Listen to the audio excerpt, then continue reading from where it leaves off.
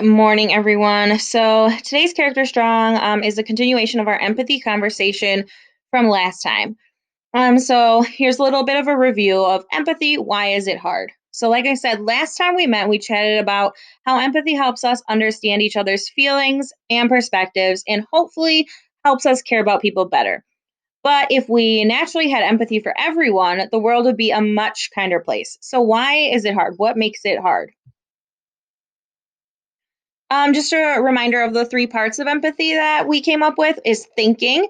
We talked about how thinking is all about perspective taking, trying to understand how an event might affect a person based on that person's reality and that person's needs. But because we've all lived unique lives, this can be challenging. The more different, excuse me, the more different a person's life experience is from yours, the more difficult it might be to take on their perspective. With that being said, we're going to think about it using circles. So today's lesson is called Circles of Care, and the people in our closest circle of care are usually the people we know and understand really, really well. This comes from just generally speaking, number one, getting to know them over a long period of time. Number two, getting to know them in a powerful or shared experience like a camp or a sports team or a band competition or like you went to a daycare every day together. And or three, having a lot in common with them.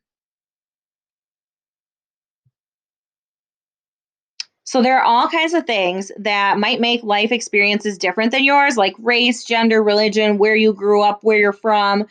For one person, taking the perspective of someone who has a different religion might be easier than trying to take on the perspective of someone from a different race. It all depends on you and like what you're comfortable with, what you know, what you're knowledgeable in, what you've been exposed to, what you appreciate, what you experience. Um, in this activity, sorry, we're going to try a mini self assessment to make us more aware of our own circles of care and kind of like where we're at about empathy. So you will need a piece of paper and something to write with. Again, like always, it can be a scratch paper, the back of like a piece of paper. It can be a post-it note, but you do need to write on these circles that we're going to make. So it needs to be like, unless you write really small, maybe like two post-it notes. And you're going to draw four circles on your paper expanding outwards. So I also did this. I just did it in a PowerPoint setting. So I'll share mine after we create our own. And then you're going to use the list of differences that are coming up on this next slide to fill in these circles. You're going to think about the center circle as like the easiest empathy, the one you can identify with most, or the one you can like put yourself in their perspective the easiest. And then as you go out, it's more difficult.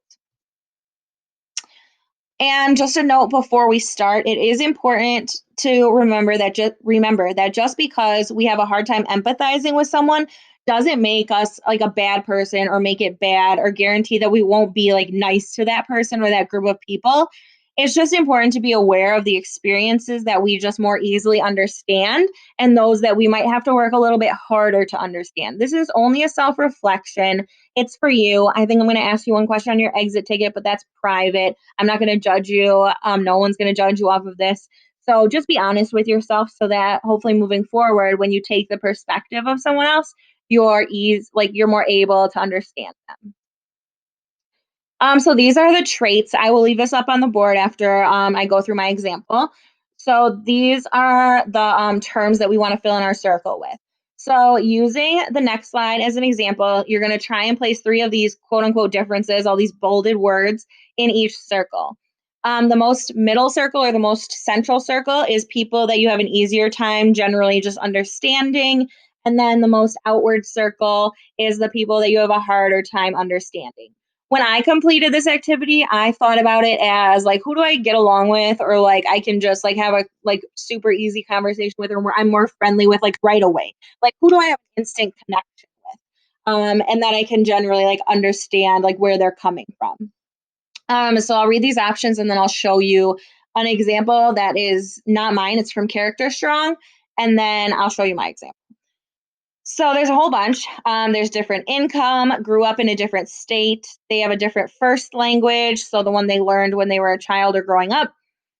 Maybe a different race, a different gender, a different sexual orientation, a different religion, different politics, different music preferences, different interests, different age, grew up in a different country, have different physical needs, different mental needs, different fashion taste, different favorite foods, or something else that you can think of that might be different or is opposite or like not as similar as you. So here is an example of what a completed one might look like. So this is just a character strong example. The one that this person could identify or understand best is like different interests, different age, and different state, like growing up in a different state. Their second one is if they grew up in a different country, they had a different first language, or they have different fashion choices. The third one, so harder to understand or empathize with, is a different gender, a different physical need, and a different sexual orientation. And then the furthest out circle, the one they had the hardest time understanding or having a perspective of, is a different income, different mental needs, and different race. So I'll post this up here. Honestly, it took me a good like 5-ish minutes. I'll probably give you guys like 3 minutes to get this done. So I will just put a timer on and I will let you guys work on filling yours out. And then I will fill mine out also. I'll show you mine probably at the 1.5 minute mark. I'll share what I came up with.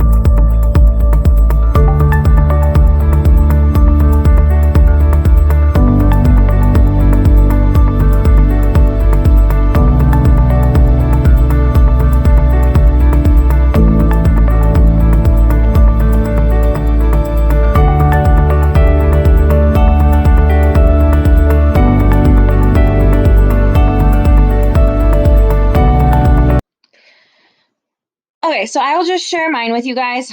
Um, Again, this is just how I perceived it was like, who do I get along with the best, or like, who could I like put myself in their shoes and like understand? So, my easiest one is stuff like different fashion, different favorite foods, and different music preferences.